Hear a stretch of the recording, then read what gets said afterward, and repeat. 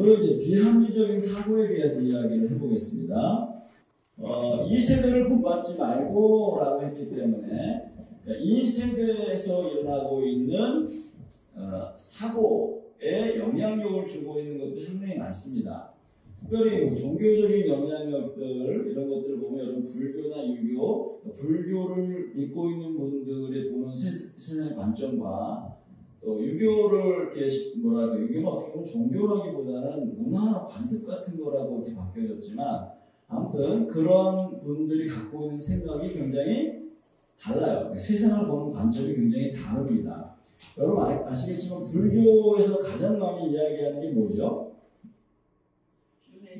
윤회도 그렇고 뭐 지성인 감천이기도 하고 뭐 이렇게 무소유 뭐 이런 것도 얘기하고 물론 뭐 그게 전부 다는 아닐지라도 그런 어떤 관점 자체 그래서 결국에는 허무라고 하는 그리고 고행을 통해서 뭔가 깨닫게 되어지는 뭐 이런 것들이 주 이게 핵심적인 부분이기 때문에 사실은 그 불교라고 하는 것보다 어쨌든 윤회라고 하는 부분도 있지만 어쨌든 뭔가 요즘에 여러분 영화 나오는 것 중에서 뭐죠? 차태현 씨가 나온 영화 뭐죠? 얼마 전에 2편이 나왔는데 신과 함께 그 자체가 지금 불교적인 관점에서 보고 있잖아요. 그런데 다 뭐죠? 선행을 해야지 된다라고 하는 것이 핵심적인 부분이에요. 그래서 그 선행을 통해서 뭔가 자기가 좋은 어떤 극락에 갈 수도 있고 아니면 뭐 지옥에 갈 수도 있고 이런 부분. 근데 안타깝게도 예수를 믿는 사람들이 그 영화를 보고 굉장히 좋다는 거예요. 좋을 수는 있어요. 근데 우리 기독교적인 관점하고는 굉장히 다른 모습으로 살아갈 수밖에 없는 거죠. 그래서 선하게 우리가 되면은 뭐가 될 수 있다. 근데 우리는 어제도 얘기했죠. 우리 마음 자체가 선하지 않기 때문에 우리가 온전하게 뭔가 살 수 없어요. 그래서 예수 그리스도의 이름으로 살아갈 수 있는데 아무튼 지금 우리가 비합리적인 사고가 종교적인 영향력도 굉장히 많이 나타나고 있습니다. 유교는 그럼 어떤 건가요? 유교는 우리가 잘 알고 있는 상과 오리온 해가지고 하여튼 그런 얘기 쫙 나오고 있는데 그 자체가 벌써 뭐죠? 여러분들 조상을 숭배하는 거라든지 아니면은 뭐죠? 임금님이 뭘 해도 그냥 다 뭐 해야 됩니까? 그냥 그분들이 잘못해도 다 그냥 순종으로 따라가야 되고 남자가 하늘이고 여자는 땅이고 하여튼 이런 정말 잘못된 개념들로 너무 많은 영향력을 주고 있었다는 거죠. 근데 우리도 모르게 그 영향력들을 받고 있는데 그래서 이 세대를 본받지 말아야 되는데도 불구하고 사실은 기독교인임에서도 불구하고 지금 여러분 아시잖아요. 그 직분 받는 것도 어찌 보면은 이 유교의 사상으로 내가 그 자리에 올라가야지 사람들로부터 인정을 받을 수 있어라고 하는 그런 차원에서 많은 교회들이 그렇게 생각하면서 가는 경우도 있더라고요.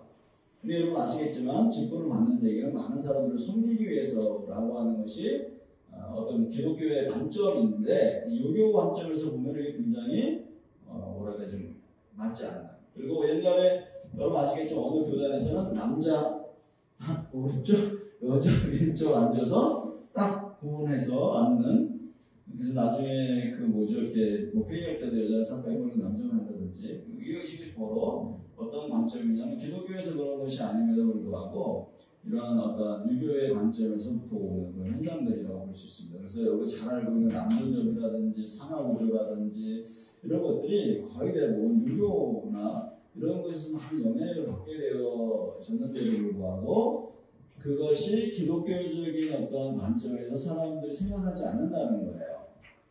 특별히 크리스찬들이 지금 깨어 있어야 되는데 오히려 크리스찬들이 그것을 더 강조하는 경우도 많고 그래서 그런 부분도 많죠. 그래서 샤머니즘 같은 거는 그럼 어떤 영향력을 줄까요? 샤머니즘, 정명숭배, 범신론 이런 것들이 쫙 있는데 여러분 아시겠지만 어디 가면은 안 돼. 그리고 북쪽에 머리를 두면 안 되고 밤에 그죠? 밤에 손톱 깎으면 안 되고 밤에 피리 불면 안 되고 뭐 휘파람 불면 안 되고 뭐 이런 거 그런 게 전부 다 어디서 온 거냐면 샤머니즘이나 뭐 정명숭배나 범신론적인 어떤 그런 것들로 뭐 왔는데 그런 부분들이 기독교 안에 들어가 있어요. 그래서 옛날에 우리 어머님이 좀 그렇긴 하지만 바쁠 때 꼭 뭘 했냐면 십자가를 그리고 폈어. 그래서 오늘 그거 왜 해요? 그랬더니 먼저 이거를 그래서 그런 또 의미가 있더라고요. 보면 나름에. 근데 하여튼 뭐 그런 어떠한 거 뿐만 아니라 제가 몽골에 그 전도여행이라는 학생들 데리고 갔을 때 그 몽골에 보면 수바트로 광장이라고 거기 국회의사당 앞에 큰 광장이 있어요. 우리나라로 말하면.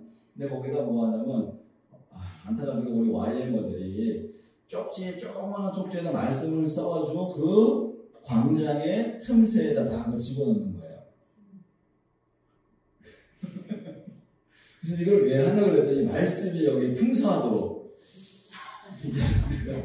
야, 이게 부적이랑 비슷한 거 아니냐? 그랬더니 아니요, 부적하고는 다른 거죠. 하는데 사실은 그 의미예요. 어떻게 보면은. 그러니까 참 이게 참 어처구니 없는 그런 일들이 많이 벌어지게 돼 있어요. 그래서 올바른 세계관을 갖고 있어야지, 관점을 갖고 있어야 되는데 아무튼 그런 영향력이 너무 많다는 거예요. 뭐 마찬가지 뭐 천주교에서도 마찬가지고 천주교는 어찌 보면은 모르겠어요. 우리가 좋게 보면은 여전히 거기서도 예수를 믿는 분들이 있고 그런데 어떻게 보면 거의 대부분 좀 그 뭐랄까요 교황이라든지 아니면 마리아 숭배라든지 뭐 이런 것들이 좀 있어서 저희가 신학교 다닐 때는 사실은 이렇게 이야기를 했었어요. 저희 교단에서는 그 천주교는 큰 이단으로 봤어요. 그건 뭐 하여튼 여러분이 좀 해석을 좀 해야 돼요.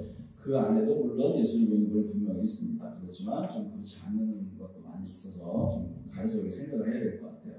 뭐 여전히 뭐 모슬렘이라든지 요즘에 일어나고 있는 뭐 신천지, 여호와증인, 몰몬교 뭐 이런 분들 거의 대부분 잘못된 어떤 관점으로 해석해서 이것이 영향력을 받게 되어지는 분이 많습니다. 여러분이 그래서 좀 뭘 좀 아셔야 되냐면 기본적으로 사실은 여러분들이 조직신학 같은 거를 공부를 하셔야 돼요. 조직신학은 뭐 구원론이 어떻고 뭐 종교 무교회론이 어떻고 뭐 이런 기본적인 그런 것들을 사실은 우리가 조금 알고 있어야 됩니다. 그래야지만이 그런 것들을 명확하게 해석할 수 있는데 그리고 관점을 바꿀 수 있는데 근데 안타깝게도 그런 거에 관심이 없다 보니까 많이 이단에 빠지게 되기도 하고 그런 현상들이 벌어지는데 아무튼 간에 가장 큰 영향력을 주는 것이 종교적인 어떤 영향력들이 많죠. 뭐 모슬렘은 말할 것도 없고 뭐 힌두, 그래서 유해지 같은 경우에는 사실은 요즘에 아주 생활 밀접한 곳으로 들어와 있기 때문에 그게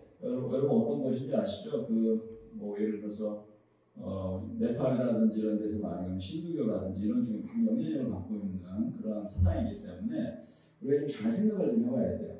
아무튼 그 세대를 본받지 말아야 됩니다. 두 번째는 세대를 본받지 말고 세속적인 사고에 대한 부분이에요. 어떤 거냐면은 뭐 진화론이라든지 물질주의라든지 뭐 쾌락주의라든지 공산주의라든지 실용주의, 이성주의, 합리주의, 경험주의 이런 것들이 요즘에 세상의 어떤 종교적인 거 말고 이제 세상 안에서의 문화의 관점이라든지 이런 관점으로 많이 접근하는 부분들이 많습니다. 특별히 뭐 진화론 같은 거는 뭐 말할 것도 없고 이 진화론이라고 하는 것을 여러분들이 글쎄 한 번쯤 이런 거를 한번 가봤으면 좋겠어요. 물론 여러분 진화론에 대해서 강의하는 영상도 많이 떠 있는데 캘리포니아 이제 그랜드 캐니언 같은 데 보면은 진화론을 깨트릴 수 있는 아주 이론이 사실 굉장히 많음에도 불구하고 그런 데서 별로 관심이 없는 거죠. 그래서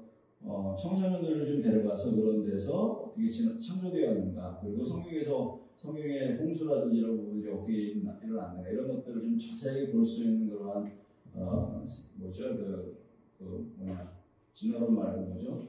창조론에 대한 어떤 부분들로 하는 그러한 단체들도 있고 그런 모임도 있어서 그런데 한번 가보면 참 좋은데 어쨌든 이 진화론이 상당히 좀 큰 영향력을 주고 있습니다. 그리고 물질주의 같은 거 여러분 모든 것을 다 물질을 생각하고 그 다음에 쾌락적인 부분 공산주의 같은 거는 좀 아시겠지만 이런 부분도 굉장히 유물론에 대한 부분들 그리고 뭐 하나님 없고 사람에 대해서 굉장히 가치 없게 여기기 때문에 그런 현상들이 벌어질 수밖에 없는 그런 상황들 그리고 요즘에 그런 것뿐만 아니라 요즘에 뭐 실용주의나 이성주의나 합리주의나 경험주의가 거의 대부분 교회 안에 깊이 들어와 있습니다. 그래서 어떻게 합니까? 실용주의, 이성주의, 합리주의는 뭐냐면 아이들보다도 어른들을 더 많이 신경 쓰죠. 왜? 합리적인 건 뭐냐면 그들을 투자하면 많이 재정을 내니까. 그래서 어떻게 합니까? 합리적이고 이성적이려면 아이들보다는 어른들을 해서 뭐 관광도 보내고 막 하는데, 그래서 지금 점점 그 청소년 아이들이 교회를 떠나게 되고, 지금은 교회 학교가 없는 교회들이 너무 많대요. 중고등 없는 교회도 너무 많고. 그래서 앞으로 정말 한국 기독교가 정말 그렇게 교회를 크게 지어서 될 일인가? 정말 이거는 좀 심각하게 고려해야 되는 부분인데도 불구하고, 이런 부분으로 말미암아 굉장히 어려운 강하죠. 그래서 특별히 실용주의라든지 합리주의는 뭐냐면 교회를 예쁘게 짓고 잘 지어진 사람들이 온다라고 하는 그런 거. 그래서 뭐 몇백억을 들여가지고 교회를 지어서 사람들 편리를 위해서도 하지만 사실은 그게 정말 하나님의 뜻인가를 고려하고 생각해야 되는데도 불구하고 그런 세속적인 영향력들로 말미암아 이런 것들이 너무 많이 들어가 있죠. 그래서 안타깝게도 여러분 얼마 전에 판결 난 거 아시죠? 그 교회 명성교회도 그렇지만 이제 사랑의 교회 같은 경우에도 지금 건물을 헐어야 돼요. 왜냐면 불법으로 지금 이제 판명이 났기 때문에 대법원에서도. 그러니까 얼마나 그게 참 부끄러운 일인지 모르겠어요.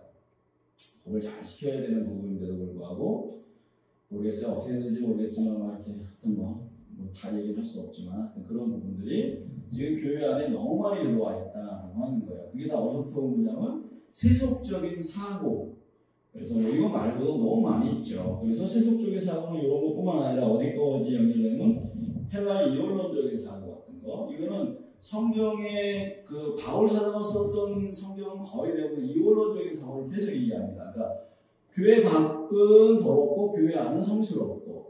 그래서 이런 부분들이 교회 목사님들이나 교인들도 교회 직분을 받으면 거룩한 직업이고 교회 밖에서 직분을 가지고 그러니까 사업을 하는 거라든지 뭐 이런 거 하는 것은 별로 안 좋은 거에서 옛날에 전부 다 뭐 변호사 의사들도 전부 다 목회를 내려놓고 목회하고 이런 현상들이 많이 있었는데 모든 직업이 다 성스러운 것인데도 불구하고 그리고 하나님이 창조한 모든 세상이 다 성스러운 것임에도 불구하고 너무 이원론적인 사고를 가지고 있다는 겁니다. 그래서 이 이원론적인 사고를 엄청나게 성경에서 깨트리기를 원했는데도 불구하고 지금까지 그런 부분들이 상당히 많다는 거죠. 그래서 저희 어머님 같은 경우에도 그런 얘기 하는데 뭐냐면 교회 가서 기도해야만 기도하는 거야.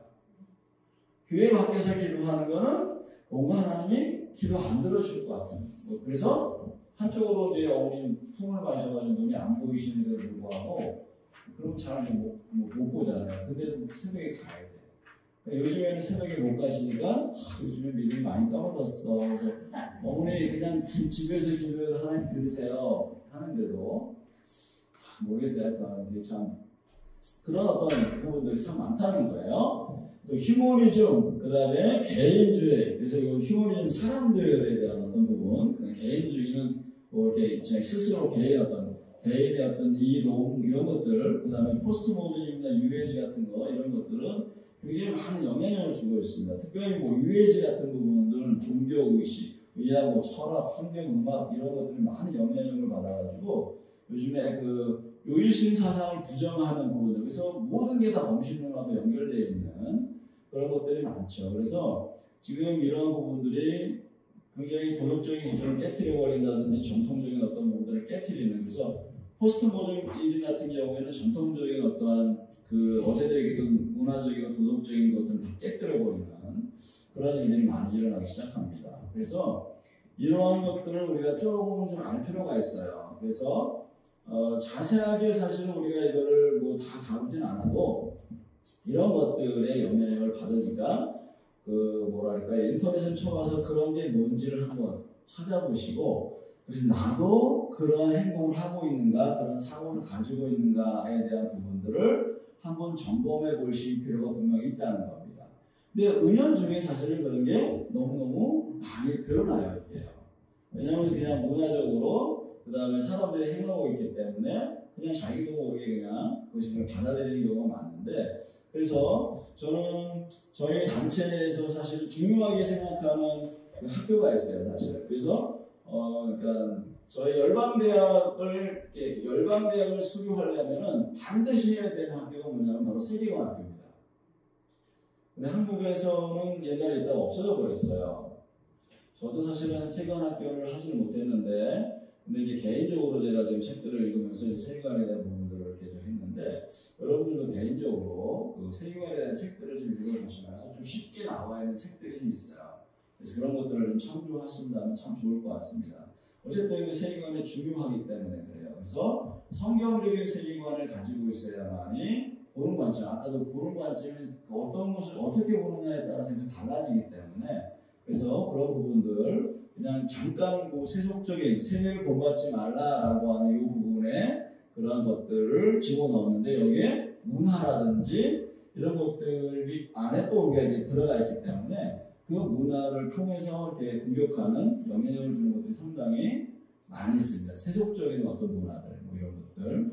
그래서 그런 어떤 부분들, 여기서 이야기하지 않은 뭐 예를 들어서 부라든지 미라든지 이런 것들, 권력이라든지 이런 것들을 포함해서 함께 우리에게 영향력을 주고 있기 때문에 그런 부분들 다시 한번 여러분이 한번 좀 깨어서 좀, 그래서 그냥 대충이라도 한번 적어 놓았는데 한번 좀 생각해 보시라고 뭐 말씀을 드린 겁니다. 자, 그래서 자 이제 뭐죠? 이제 8가지 비합리적인 사고의 틀이 있습니다. 그러니까 아까 우리가 33가지 부분들을 크게 이야기했다면은 그 33가지를 조금 더 요약해서 말할 수 있는 거라고 볼 수가 있어요. 첫 번째는 뭐냐면은 여러분들 매뉴얼에 보면은 뭐가 되냐면 당위성 사고라고 하는 게 있어요. 여기 9가지라고 되어 있는데요. 사실 이제 8가지인데 하나를 이제 나눠서 이제 9가지라고 했던 거예요. 좀 나중에 말씀드릴게요. 자, 우선은 당위성 사고라고 하는 게 뭐냐면 이런 겁니다. 자신이나 사람에게 당연히 마땅히 무엇을 해야 된다라고 말하는 혹은 생각하는 그런 사고입니다. 그러니까 다시 말해서 남편은 이렇게 해야 돼. 그래야지 좋은 남편이야. 좋은 아내야. 자, 그래서 좋은 목사, 그럼 어떻게 해요? 좋은 목사가 되어야 해. 자, 그럼 여러분 생각해보세요. 좋은 목사가 뭐죠? 좋은 목사가 뭐죠? 자, 좋은 아내는 뭐죠? 그 사람들마다 갖고 있는 생각이 다르거든요. 자, 그런데 여기 당위성 사고는 뭐냐면 나는 좋은 목사가 돼야 돼? 아니면 나는 좋은 사모가 돼야 돼? 너는 좋은 성도가 돼야 돼? 라고 그 사람에게 당위성을 부여하는 거예요. 그런데 자, 당위성은 타당하지 않는 기대. 그러니까 너는 이렇게 해야 돼. 벌써 이 자체가 뭐죠? 내 생각을 가지고 당신이 이렇게 돼야 돼 라고 하는 뭐가 있는 거죠? 내 생각을 통해서 당신이 이렇게 행동하고 그런 사람이 돼야 된다라고 하는 그것을 가지고 있기 때문에 모든 사람은 내가 원하는 대로 다 돼야 돼 라고 하는 생각의 기반을 갖고 있는 거죠. 이해가 되시죠? 여러분 지금 제가 말하는. 자, 그러니까 계속 터무니없는 기대, 상상 속에 머물게 이렇게 하면서 현실을 정하지 못하게 만들어요. 그러니까 뭐냐면, 자, 좋은 목사가 돼야 돼. 그러면 어떻게 됩니까? 맨날 그럼 뭐 하죠? 새벽기도 가야 되고, 말씀을 잘 전해야 되고, 신방도 가야 되고, 그리고 어려운 사람을 돌봐야 되고, 이렇게 하는 것이, 물론, 그럴 수 있어요. 근데 여러분, 좋은 목사는 뭔지 아십니까? 여러분, 맞춰보세요. 좋은 목사는 뭘까요? 그게 이제 사람들이 많은 얘기인데, 그럼 성경적으로 보면은 좋은 목사는 뭐냐는 거예요. 하나님의 일을 하는 거죠. 그러면 어떤 경우는 뭐예요? 그렇게 하면 안 돼요. 라고 이야기해야 할 수도 있거든. 근데 그렇게 이야기하면 저 사람 나쁜 목사야. 라고 이야기할 거란 말이지. 그렇잖아요. 좋은 목사가 돼야 돼. 라고 하는 개념이 성경적인 관점으로 봐야 되는데, 당위성 생각을 갖고 있는 사람들은 아까 말했지만, 내가 생각하는 좋은 목사는 이런 목사이기 때문에 넌 당신 이런 거 해야 돼. 이렇게 하지 않으면 당신 나쁜 목사야. 라고 하는 꼴표를 달 수 있다는 얘기죠. 마찬가지 애들한테도 너 좋은 착한 아이가 돼야 돼. 착한 아이가 뭐야 그럼?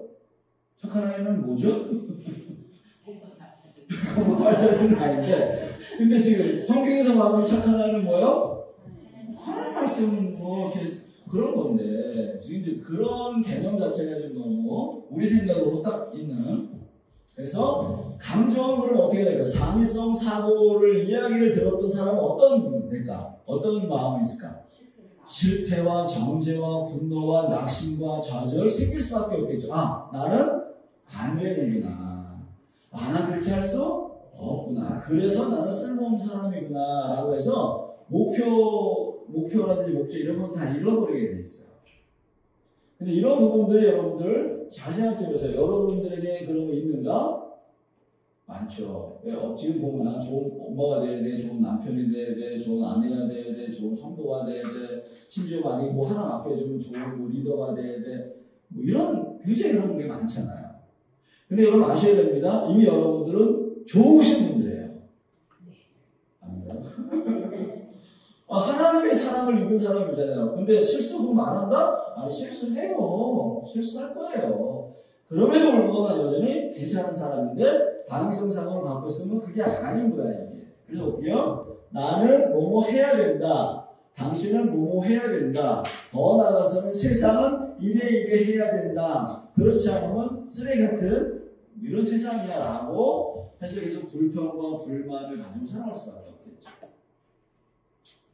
자, 당위성 사고가 바로 이런 겁니다. 그래서 어떻게 해야 됩니까? 계속해서 무엇을 해야 돼 라고 하는 그런 부분들이 많다는 거예요. 그래서 이런 사람들이 굉장히 많죠. 어떻게 보면 이런 겁니다.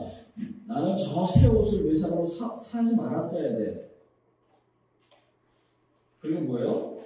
벌써 나는 뭔가 잘못된 거죠. 내가 뭔가를 했기 때문에 잘못된 사람이야. 적어도 괜찮은 사람이라면 이런 걸 해야 되는데 나는 이런 실수했던 행동을 했어. 그래서 나는 별로 안 좋은 사람이야. 이런 것과 연결되어 있는 거죠. 그래서 나는 운동을 했었어야만 해. 나는 누구를 만났어야만 해. 뭐 이런 당위성에 대한 부분이 많죠. 나는 우리 아이를 위로해 줬어야 돼.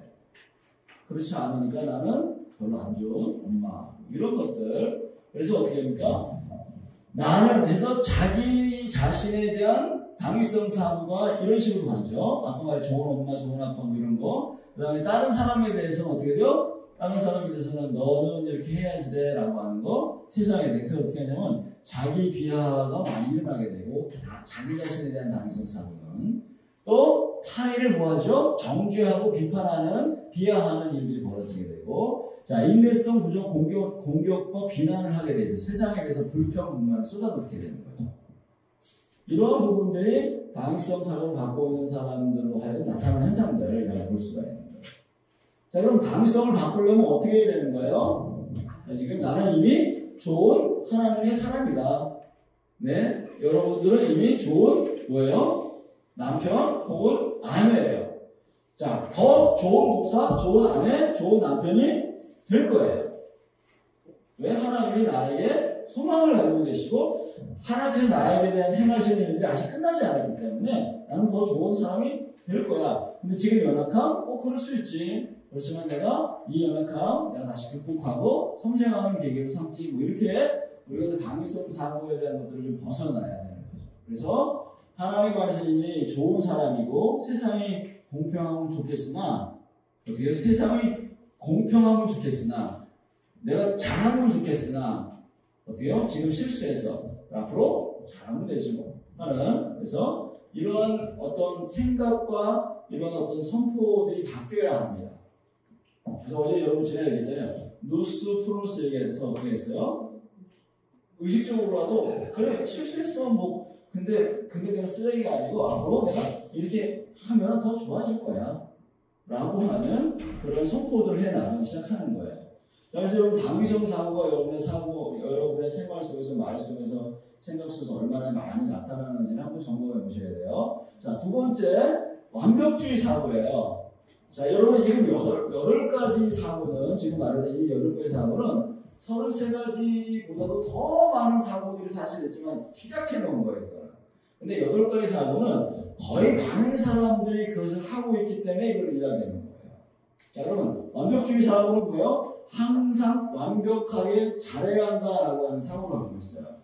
당연히 마땅히 해야 한다라고 하는 당위성과 연결되어 있는 거죠. 그래서 어때요? 좋은 목사가 돼야 해 라고 하는 게 뭐예요? 벌써 뭔가 잘 해야 된다라고 하는 거 연결되어 있는 거거든요. 근데 이제 뭐가 잘이냐, 뭐가 그럼 좋은 거냐, 이거에 대해서 문제가 생기겠지만, 아무튼, 자, 그거 연결되어서 매사에 만족하지 못해요. 왜? 완벽하게 해야 되니까. 그래서 뭔가를 완벽하게 했는데도 불구하고 사람들이 뭐라 하면 조금 더 그러니까 이분들은 쉴 수도 없고 계속 민감하게 생각해야 되고 반응해야 되고 이런 것들이 계속해서 일어나겠죠. 단점에 초점을 맞출 수밖에 없죠. 실수한 거, 연약한 거, 잘못한 거 계속 그렇게 생각할 수밖에 없으니까 만족이 안 되는 거예요. 그래서 실패는 실패자로 생각하게 되어지는 그런 사고 구조를 가질 수밖에 없는 거예요. 그래서 낙심을 많이 하겠죠, 당연히. 자, 그래서 여러분 아셔야 됩니다. 이거 다 아는 개그. 실패는 바느질 할 때만 쓰셔야 됩니다. 개그라고 미리 얘기했어요, 제가. 아재 개그. 그래서 최고가 아니라 최선을 다하는 삶을 살아야 되는데 최고와 최선을 구분을 못하는 거예요. 그래서 최선을 다하는 겁니다. 우리는. 최선을 다해서 최고나 완벽한 어떤 것을 할 수가 없어요. 왜? 주님이 아니기 때문에 우리는 연약한 죄인이기 때문에 그럴 수밖에 없죠. 그래서 완벽이 불가능이라는 것 알지만 계속 생각하고 그런 행동을 하게 되어진다라고 하는 겁니다. 그래서 여러분들 이 내면의 목소리가 계속해서 잘해야 돼, 완벽하게 해야 돼 라고 하는 이유는 아까도 그런 얘기했지만 거의 어려서부터 들려왔던 이야기, 어렸을 때 이렇게 하면 바로 같아, 쓸모없는 거야, 안 돼, 이러한 것으로 지금 계속해서 나를 뭐가 일어났다고요? 잘해야 돼, 완벽하게 해야 돼, 그렇지 않으면 또 야단 맞을 거야, 쓸모없는 사람 될 거야 라고 하는 사고의 틀이 우리 안에 들어와 있는 거죠. 자, 그래서 여러분 보면은 뭐 해야 됩니까? 자, 완벽주의 반대에 뭐예요? 최선을 다하는 삶이에요. 최선을 다하는 삶. 그래서 최선이라고 하는 것은 뭐예요? 제자들, 최선을 다하는 것에 부르심을 받았습니다. 잘하였도다 착하고 충성된 종아라고 주님 말씀하시는 거군요. 그 안에서 뭐예요? 성실하게 충성스럽게 뭔가를 하라는 얘기예요. 근데 여러분, 아카오 게으른 종이라고 하는 사람이 왜 그럼 아카오 게으른 종이 됐을까요? 완벽하게 하지 않아서? 아니요, 게을러서 또 하나님에 대한, 주인에 대한 관점이 잘못돼가지고 어떻게요? 그냥 뭐죠? 그냥 감춰놔도 뭐 열매를 맺을 수 있는 그런 부분을 착각하고 있었거든요. 그러니까 지금 뭐냐면 우리가 성실과 충성이라고 하는 부분들, 최선을 다하면은 하나님 앞에서 우리가 상급을 받게 돼 있다는 거죠. 완벽한 게 아니고 최선을 다한 삶. 그래서 우리는 하나님이 아니고 우리가 생각한 대로 우리가 생각한 것을 뭔가 움직이기 시작하는 것이기 때문에 완벽할 수가 없어요. 그 상황에서 이렇게 할 수도 있고 저렇게 할 수도 있는 거죠. 그런데 최선을 다해서 선택하고 결정해서 나가기 시작하면 하나님께서 그것을 다 받으실 수 있다는 겁니다. 그래서 이제 성경에서는 뭘 이야기하냐면 근면을 이야기하고 노력을 이야기하고 마음을 다하는 태도를 이야기하는 이것이 바로 성경적인 관점이라고 이야기할 수 있는 것입니다. 그래서 완벽주의자와 최선을 추구하는 사람들은 목표가 뭐냐면요, 도달 불가능한 것의 목표를 추구하고 있어요. 그러니까 어느 정도 그 선이 일어났어 그럼 더 높은, 왜? 사람들이 이것을 더 좋아할 것 같고 더 열광할 것 같으니까 더 높은 그런 목표를 추구하는 거죠. 그런데 최선을 추구하는 사람들은 도달 가능한 기준을 세워요. 그리고 그것을 하면서 뭐 하는 거냐면 행복하고 즐거움을 추구하죠. 근데 이 사람들은 어떻게 될까요? 완벽주의자는 거기에 압박이 따라오고 두려움이 따라오고 실패감이라는 이런 부분이 따라오기 때문에 그래서 어려움이 계속 생기겠죠. 그리고 완벽주의 추구자는 뭐가 일어나냐면 성취한 행동, 사람의 평가에 따라서 나의 정체성의 기반을 세워요. 그런데 최선을 추구하는 사람은 자신이 누구인지 성경적 기반 위에 자신의 정체성의 기반을 둡니다. 그래서 내가 하는 것은 감사해서 하나님의 은혜로 하는 거죠. 또 실패했을 때는 어떻게 합니까? 실패하면 실패자로, 그렇지만 실패를 통해서 뭐예요? 최선을 추구하는 사람들은 실패를 통해서 뭐하냐면 배우게 되죠. 이렇게 하면 안 되는 거구나. 그래서 여러분 아시겠지만 에디슨이 전구를 만들 때 엄청나게 실패했다 그러잖아요. 그렇죠? 그러면서도 또다시 도전하고 그래서 이렇게 하면 안 되는구나 라고 하는 걸 배웠다는 거죠. 그래서 전구도 만들어내고 여러 가지 만들어내고 또 행복의 기준은 뭐냐면 1등 완벽한 성취를 해서 사람이 좋은 평가가 있어야 할 때 행복이 돼요. 근데 그 모든 사람이 좋은 평가를 할 수가 없기 때문에 결국에는 뭐가 되는지 해줄 수 없게 된다는 거죠. 자, 최선을 다한다면 별거 상관없이 행복한 거예요. 최선을 다했어. 그것으로 이런 부분들 다시 한번 좀 생각해 보시면 좋겠습니다. 자, 비평을 심화하고요. 비평을 성장의 기회로 삼게 되어집니다. 그래서 여러분들도 지금 우리가 지금 여기서 이야기하고 있지만 비평을 싫어하고 이렇게 한다면은 내가 사람들의 지적당하는 거, 내 정체성이 사람들의 말과 평가에 갖고 있구나 이런 것들을 생각해 보셔야 된다는 거죠. 자, 완벽주의 그러면은 사고를 바꿀 때 믿음으로 자녀 유대를 받았다. 그래서 여러분 어떻게요? 믿으면 내가 연약한 게 있지만 하나님의 은혜가 이걸 받았어. 자녀로서의 어떤 것을 받았어. 일로 자신을 증명한 것이 아니라 존재 자체로 귀하다라고 하는 거예요. 그래서 여러분 종과 자녀들의 차이를 여러분 생각해 보셔야 되는데 종은 어떻게 해야만 여러분들 인정받을 수 있죠? 일 열심히 해서 성과를 나타내야지만 인정받을 수 있어요. 아들은 그럴 수 있나요? 아들이나 자녀는? 아니 그냥 아들이기 때문에 그냥. 자, 그래서 일로 증명하지 마시고 그냥 자녀로 여러분 증명당하세요. 그냥 여러분의 하나님 사람이기 때문에. 지금도 성화되는 과정에 있다. 누구도 완벽해질 수 없음을 인식하라. 그래서 여러분들 이 학교를 했다고 해서 그 성당학교 했는데 그것밖에 안 됐어. 이렇게. 네, 그렇게 될 수 있어요, 여러분들. 그러니까 뭐 그럴 수 있죠. 근데 좀 더 좋아지는 거죠. 성화되어져가는 과정을 밟아가는 거예요. 자, 두 번째. 자, 세 번째는 뭐냐면 과거 집착 사고라고 하는 게 있어요. 과거 집착 사고. 왜냐면 만일 이랬더라면 혹시 여러분 이런 거 했어요? 그 사람하고 결혼을 안 했더라면 그 사람하고 결혼을 했더라면 근데 지금 안 됐잖아.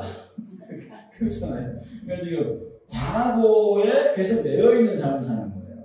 자, 그런 결정을 하지 않았더라면 내 인생이 달라졌을 거야. 그러면 계속 무슨 삶을 살죠? 후회하는 삶. 계속 과거에 묶여있는 삶. 지금 만족할 수 없는 삶. 이런 삶을 할 수밖에 없는 거예요. 그러니까 삶의 현실을 과거 탓으로 돌리고 현 문제를 해결하려고 하는 것보다는 오히려 낙심과 좌절과 후회와 이런 것에 빠져있게 되어지는 문제가 벌어진다는 거예요.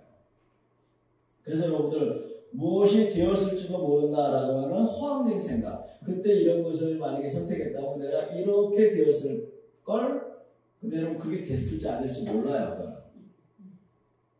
어쨌든 이제 그런 부분들, 상황, 현실을 만족 못하고 회피하는 그런 현상들이 벌어지고 과거에 잘못된 실수, 선택했기 때문에 자신을 책임지고 상황에서 벗어날 수 있어야 되는데 자꾸 상황이나 아니면 책임을 회피하거나 이런 것들이 계속해서 벌어지면서 계속해서 과거에 묶여있는 거죠. 그래서 시기는 뭐냐면은 이랬더라면 과거의 초점을 맞추고 믿음 책임은 뭐예요? 변할 수 없는 사실을 염려하고 주님을 신뢰하지 않는 거예요. 왜? 그렇게 결정했음에도 불구하고 우리가 하나님 이렇게 하실 거야 라고 하는 거 있잖아요. 저희 아내가 그런 얘기 했을지도 모르겠는데 저희가 사실 호주에 있을 수 있는 그러니까 영주권 받고 있을 수 있는 상황이었었어요 사실은. 근데 어느 교회에서 저를 초빙을 해서 이제 영주권 주기로 결정했고 저는 YM사역과 같이 병행해서 교회 사역을 하면서도 호주에서는 그렇게 가능하니까 그게 한국에서는 목회하고 YM을 할 수 없지만 호주 그 YM이 가능해요 그게. 그래서 이제 초빙이 돼가지고 했는데 마지막에 결론은 뭐였냐면 목사님의 비리나 뭐 이런 거 보면서 목사님 제가 함께할 수 없습니다를 이제 말씀을 드렸어요. 그리고 이제 그 교회를 떠났고 그 목사님의 실수나 이런 것들을 덮어준 건 아니고 하여튼 좀 말해야 좀 곤란하지만 어떤 그 했던 형제님이 지금 거기서 목회를 하고 계세요. 와인 트랙도 하시고 계시고 근데 저는 별로 그거에 대해서 뭐라고 그러고 싶지는 않지만 아무튼 간에 저희들이 나오게 된 거예요.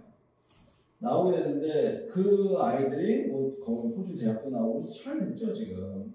근데 저희 아이들은 지금 상대적으로 그들보다 좀 못할지 몰라도 근데 우리는 계속해서 그랬더라면 이라고 하는 그런 것 사실 한두 번은 그랬으면 어땠을까 뭐 이런 생각을 안 해보면 안 해요, 솔직히. 그렇지만 거기를 해봐야 소용이 없는 거예요. 왜? 지금 안 됐는데도. 근데 만약에 내가 거기 있었다면은 교인 한 20-30명 되는 교인을, 왜냐면 거기 사는 동네는 한국 사람 많이 오거든. 20-30명 되는 교인들을 목회했어야 되고, YM에서 내가 이만큼 영향력을 줄 수 있는 사람이 되었을까? 아니거든요. 그러니까 과거를 후회해봤자 소용이 없는 거야. 물론 우리 아이들을 위해서 거기 남아있었으면 뭐 좋을 수도 있겠죠. 그렇지만 한편으로는 좋은 것일 수도 있지만 한편으로는 좋지 않은 것일 있을 수 있거든요.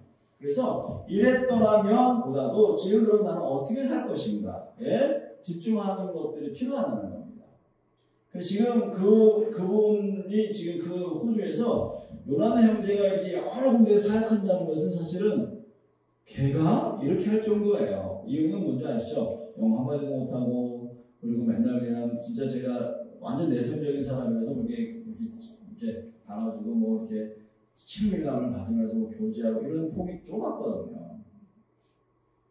그리고 거기서 나왔을 때는 사실은 이렇게 제 주변에 있었던 사람들은 진짜 엄청난 사람들이에요. 지금 이제 한국 YM에서도 그렇지만 YM 밖에서 엄청난 일을 하시는 분들인데, 근데 너무 신기하게 하나님이 저를 선택하셨어요.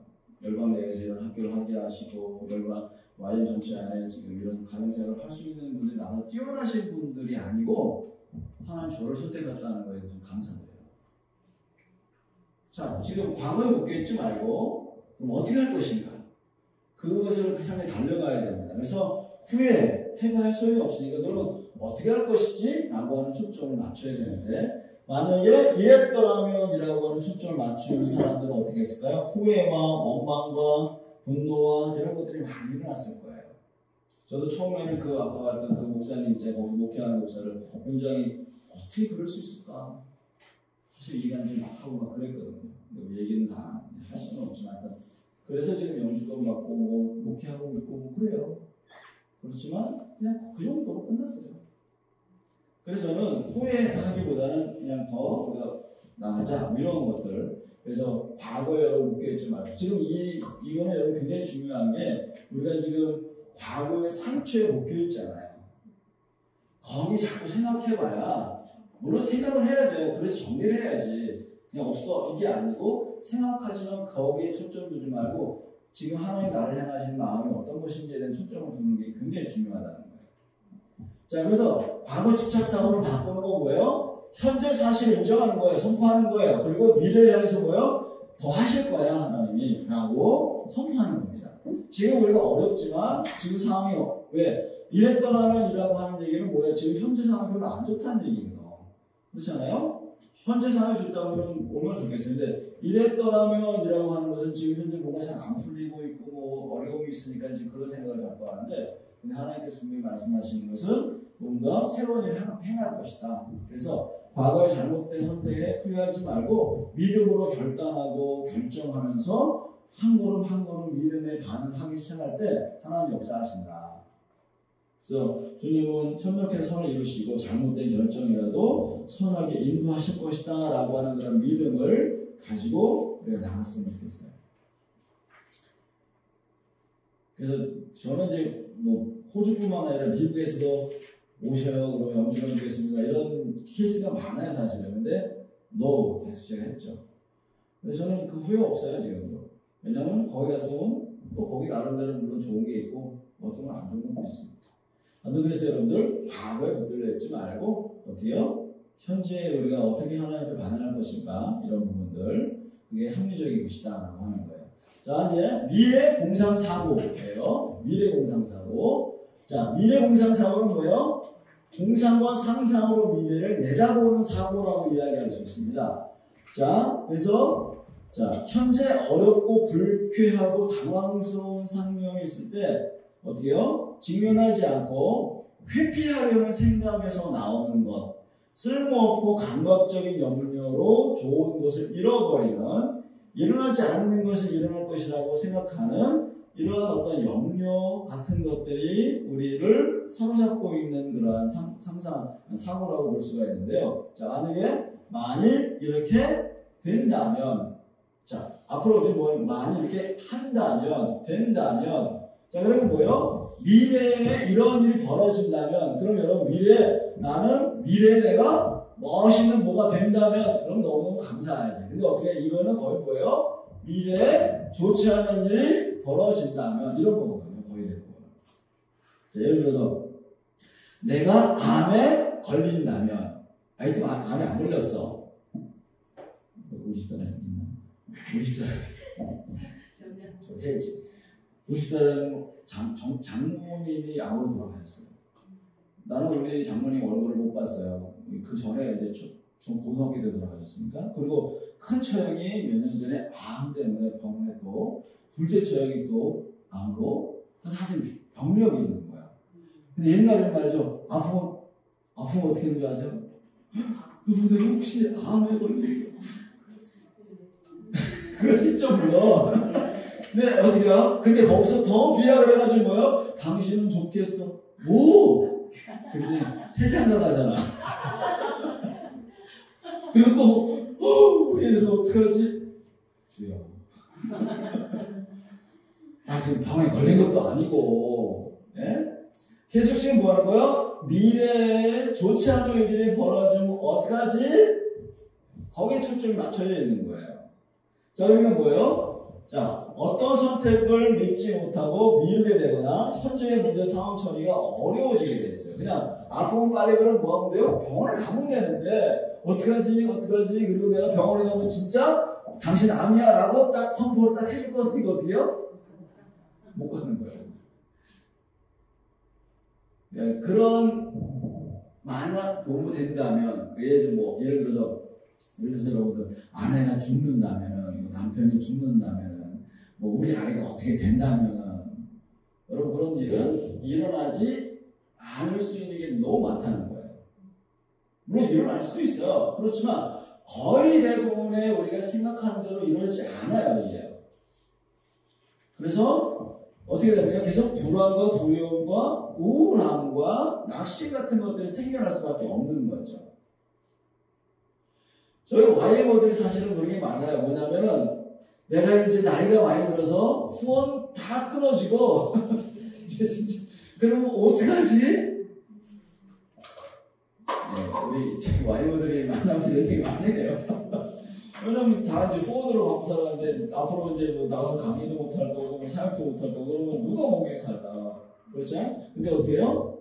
계속 그렇게 되면 어떡하지? 이런 거 있잖아요. 근데 그때 뭐요? 지금까지 하나님 먹으셨으니 입히셨으니 그때도 하시겠지. 안 하셔? 그럼 빨리 주님 나라 가면 되지 뭐. 그러면 안 되나요? 자, 그러니까 계속해서 뭐예요? 불안, 염려 같은 것들이 우리를 막 사로잡아요. 그래서 물론 대비하지 말아라 이런 의미가 아니에요. 아니 대비를 해야죠. 예를 들어서 대비를 해야 되고 뭐 그래서 옛날 같은 경우에는 저희 한국 와이너들은요 보험 드는 것도 사치라고 생각했어요. 믿음이 없는 거라고 생각했어요. 왜요? 보험을 들어 하나님 지켜주는데 이런 거였었어요. 근데 저희가 호주에 나가 보니까 그분들은요, 야 보험 다 들죠. 무슨 뭐 돈을 모아서 여행 갈 뭐 돈 준비하죠. 이거 다 하더라고. 그래서 내가 이거는 우리 와이너가 우리 한국 와이너들이 너무 이거는 좀 뭐랄까 하나님을 다른 편으로 제한하는 이런 것들이 많구나 이런 생각을 했었어요. 그래서 보험도 들고, 예? 그래서 저축도 하고, 그래서 어떻게요? 예, 뭐 여행을 가든지 뭘 쓸 수도 있는 건데 그거 자체를 안 한다라고 하는 것이 오히려 믿음이 좋은 게 아니더라고요. 그래서 여러분, 근데 이거 지금 연결해서 뭐 이렇게 된다면, 그러면 준비를 하시면 되지. 미래를 위해서 뭐 현실을 준비해서 해야 되는데, 근데 여기 객관적으로 뭐죠? 합리적인 목표는 즉각적 객관적인 대답하고 판단해보고 뭔가 행해보는 어떤 것들을 취해야 된다는 거예요. 근데 성경에 보면 뭐 아무도 염려하지 말라라고 말씀하세요. 하나님이 자, 심지어는 어떻게요? 새를 봐라. 보이지 않냐? 들풀을 봐라. 다 입히지 않냐? 뭐 하나님 근데 하물며 너희 자녀들 내가 사랑하는 너희 자녀들을 먹이고 입히고 안 하겠니? 네, 여러분 걱정하지 마시고 주님이 높이 할 때를 주실 거예요. 분명히. 아멘. 자, 그래서 미래 공상사고 바꾸는 건 어떻게 해야 돼요? 객관적, 사실적으로 생각하고 대답하는 거야. 성경적으로. 그럼 어떻게 해야 될까? 그럼 어떻게 내가 준비해야 되지? 뭘 해야 되지? 라고 하는, 그래서 모든 것을 주님께 그 다음에 맡겨드리는 거예요. 그리고 염려하지 말도록 하는 거죠. 자, 그래서 미래 공상사고 혹시 여러분에게 얼마나 있는지 모르겠어요. 앞으로 내가 이렇게 된다면은, 사업이 안 된다면은, 아니면 무슨 부도가 난다면은, 뭐 이런 거. 여러분, 그럴 수도 있지만, 그렇지 않을 수도 있어요. 그리고, 그때 시간 어떤 상황 될 때마다 하나님 앞에 온전한, 건강한 반응들을 해나가 시작하는 겁니다. 자, 과장 확대 사고라고 하는 게 있어요. 이거는 사람들이 굉장히 많이 하는 게 뭔지 아시죠? 너는 항상 그래. 너는 늘 그래.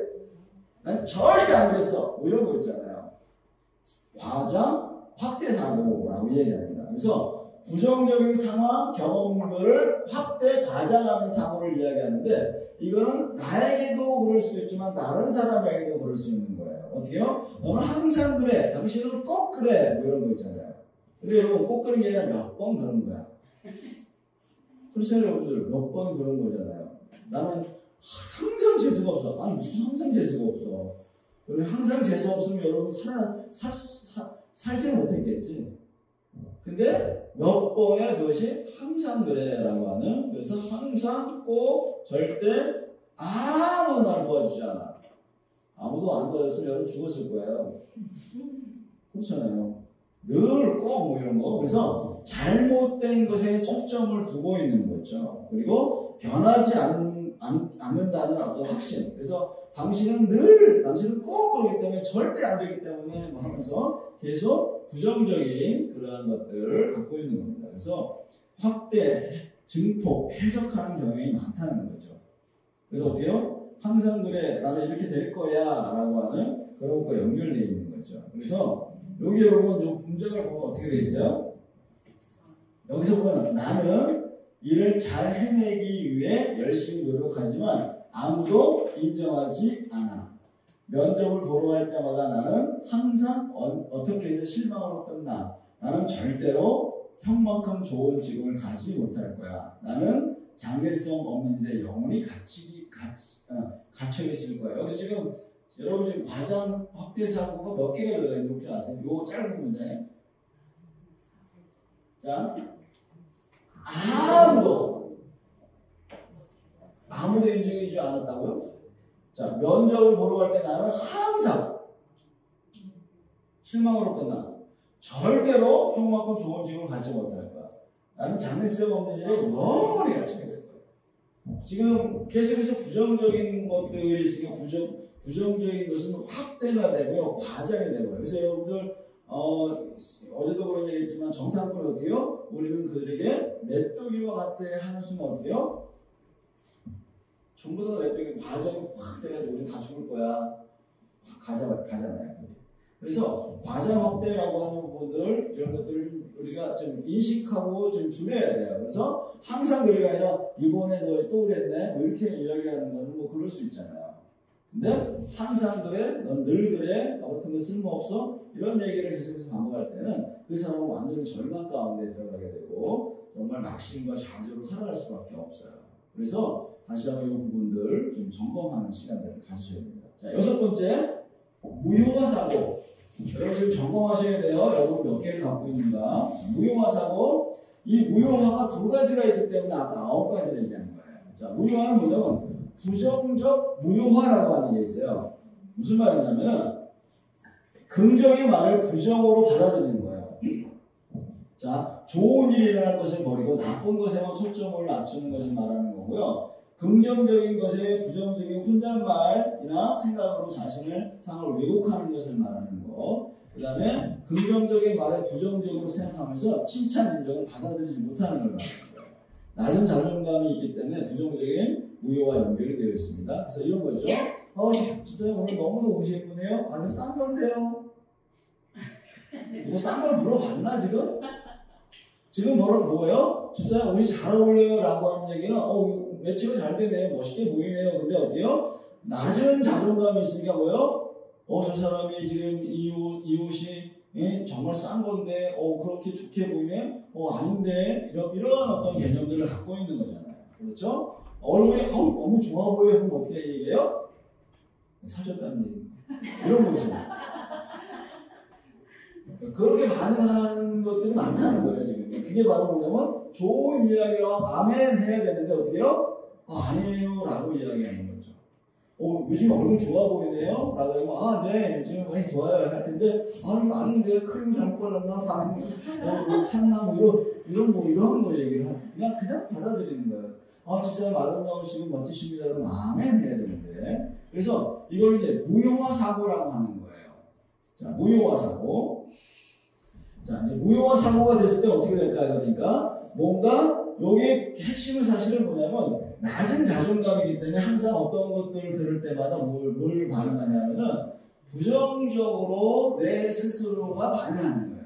긍정적으로 이야기해도 안 되는 거예요. 그러니까, 하나님께서 당신은 하나님이 이런 사람입니다. 라고 할 때 어떻게 해요? 내가 이런 사람, 아닌데? 이런 것도 잘못했는데, 저런 것도 잘못했는데? 라고 스스로가 사실은 정죄하는 걸 말하는 거예요. 자, 하나님이 여러분들 사랑하시고, 하나님이 복을 받을 사람이고, 정말 멋있는 분들이에요. 속으로 아니야. 나를 알면 안 그럴 걸 이렇게 하지 마시고, 그냥 그거를 받아들이는 거예요. 자, 그 다음에 뭐냐면은, 긍정적 무효화라고 하는 게 있어요. 이게 뭐냐면은, 이거는 좀 반대적인 개념인데, 아까 말한 거하고, 부정적인 면을 긍정적으로 생각하는 거예요. 자, 요거를 그냥 제 옛날 얘기를 해드릴게요. 뭐냐면은, 제가 이제 열방대학에 우리 창임원사님도 계시지만, 열방대학에 창임원사님하고 있을 때는 캠퍼스 리더십 팀 중에 한 사람이었어요. 10명 정도, 10명 맞나? 10명 정도 했던 캠퍼스 리더십 팀 중에 한 사람이었는데, 이제 회의를 하다 보면은 뭐 이런 게 저런 거 나오잖아요. 근데 이런 거는 좀 안 될 것 같아요. 이런 거는 좀 어려운 것 같습니다. 라고 하는 그런 얘기가 나올 때 어떻게 합니까? 왜 이렇게 믿음이 없는 거야? 왜 이렇게 믿음이 없어? 하면 된다니까? 하면서 그 리스크를 점검을 해야 되는 차원에서 이야기했는데 나는. 근데 뭐가 얘기된 거냐면 바로 믿음이 없는 거라고 얘기하는 거예요. 믿음이 없는 게 아니고 그럴 수 있지만 리스크를 생각해 봅시다. 이런 것이 안 되는 것들을 상황을 점검해야 되는 거 아닌가요? 라고 하면서 부정적인 어떤 면들을 점검하라는 차원인데 그것을 뭐라는 거예요? 잘 될 거야. 걱정하지 마. 사실은 이게 믿음을 갖고 있는 사람이 거의 대부분 이런 생각도 많이 갖고 있어요. 아닌가요, 여러분? 그래서 잘 될 것이라는 생각으로 현실을 받아들이지 않는 거예요. 지금 어려워? 하나님 하실 거야. 기도하면 돼. 그래서 우리가 지금 어려운데도 어떻게 합니까? 어려운데도 기도하면 돼. 기도 안 해서 그러는구나 하면서 계속해서 긍정적인 것으로 이 상황들을 무효화시켜버리는 거예요. 여러분 이럴 때 사람들이 굉장히 더 낙심하거든요. 그럴 수 있잖아요. 잘 될 거야 라고 하는데 난 어떻게 해야 되지? 지금 어떻게 해야 될까 하는 그런 고민들이 막 일어나요. 그래서 직면하고 변화되어야 할 것들을 무시하게 되어지는 것들. 그래서 어려움을 예상하는 말을 부정적인 말, 믿음이 없는 불신앙적인 것으로 간주하고 현실을 부인하고 다가올 어려움에 대비하지 못하고 왜곡해버리는 것이 이 긍정적 무효화의 특징입니다. 우리가 이제 음성을 듣잖아요. 특별히 와이너들 음성 듣는 사람 하는데 여러분 음성을 잘 완벽하게 100% 다 잘 들을 수 없거든요. 항상 뭘 생각해야 돼요? 내가 잘못 들을 수도 있어를 생각해야 되거든요.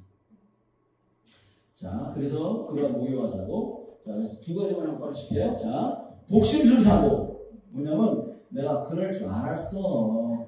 진짜 그것 봐. 내가 뭘 했어 하면서 그 사람의 마음을 뭐라 하는 거예요? 꿰뚫어 보는 거예요.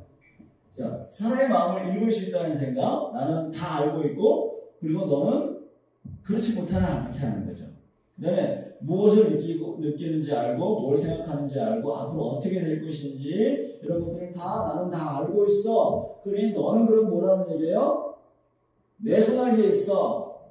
너는 이런 사람이야 라고 얘기를 그래서 그런 어떤 독심 사고가 있을 때는 뭐가 되는 거?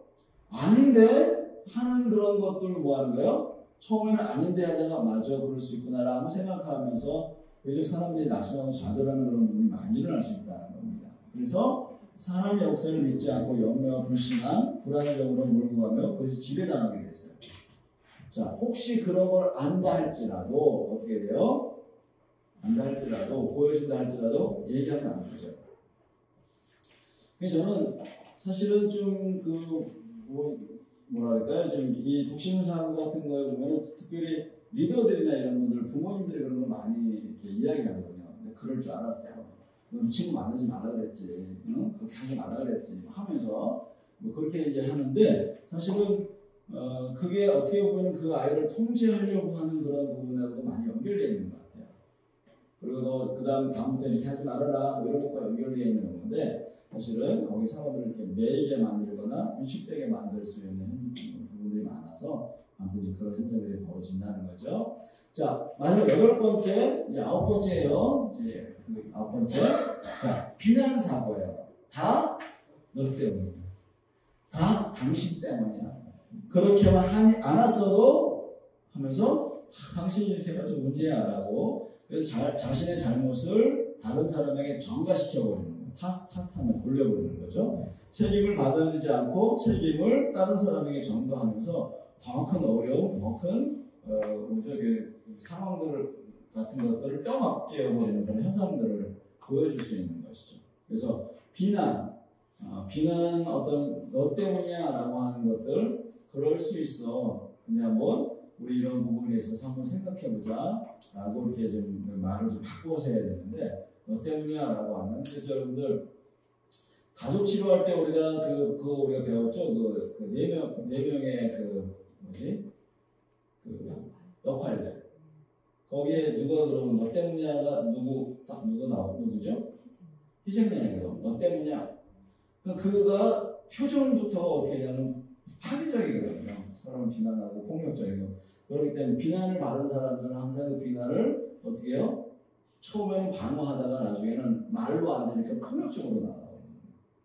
그래서 비난하고 있는 것들을 줄여야지만이 결국에는 그것도 마음을 열고 이야기할 수 있는. 그래서 여러분 자신에게 비난하는 거, 다른 사람에게 비난하는 거 이런 것들 심지어 더 나아가서는 누구를 비난해요? 하나님 비난하거든요. 아까 이스라엘 백성들 마찬가지로 비난하고 탓한 거니까 누굴 다 죽이려고 하신다 이렇게 오해하는 부분들이 많기 때문에 그래서 지금 우리가 이 8가지 이제 아까 얘기했지만 9가지의 이 틀이 우리도 모르게 쭉 깔려 있다는 얘기예요. 그런 사고 구조가 있어서 그렇게 자신도 모르게 나와 있는. 근데 여러분 지금 이 9가지 사고 안에 더 밑에를 봐야 돼요, 사실은. 지금 이 부분은 어찌 보면은 지금 이렇게 연결되어 있는 거죠. 이렇게 보면은 뉴스라고 하는 우리가 일반적으로 하는 말들하고 내면의 부분하고 연결되어 있는 부분인데 그 틀 자체를 사실 생각을 해봐야 되는데 그게 바로 자동적 사고는 핵심 사고 같은 건데 그것들을 살펴보셔야 돼요. 그래서 이런 부분들 8가지, 9가지 이런 부분들에 대해서 다시 한번 생각해 보면서 여러분이 언제 그랬는지 한번 보시면 되겠어요. 그래서 내가 가지고 있는 이 사고는 지금 몇 개가 있는지 혹시나 9개 중에서 어떤 여러분들 몇 개가 여러분들 자주 하시는 부분이에요? 거의 대부분 다. 그리고 회개해야 되겠지. 자, 나와 타인과 하나님과의 관계에 어떤 영향력을 주는가? 다 낙심과 좌절과 어려움 이런 것들이 생길 수밖에 없는 거잖아요. 그렇죠? 만약 이 사고를 바꾼다면 어떤 변화가 일어날 건가? 아마도 그래도 사람들이 좀 이렇게 좀 풀어지거나 감싸지거나 안정감을 취할 수 있는 것이 될 수 있다고 생각해요. 그래서 지금 이 사고는 사고이기도 하지만 말하는 어떤 것과 연결되어 있기도 하고 그런 거기 때문에 그래서 여러분들 이 부분들을 함께 잘 생각해 보는 시간들 되어지기를 간절히 부탁드립니다.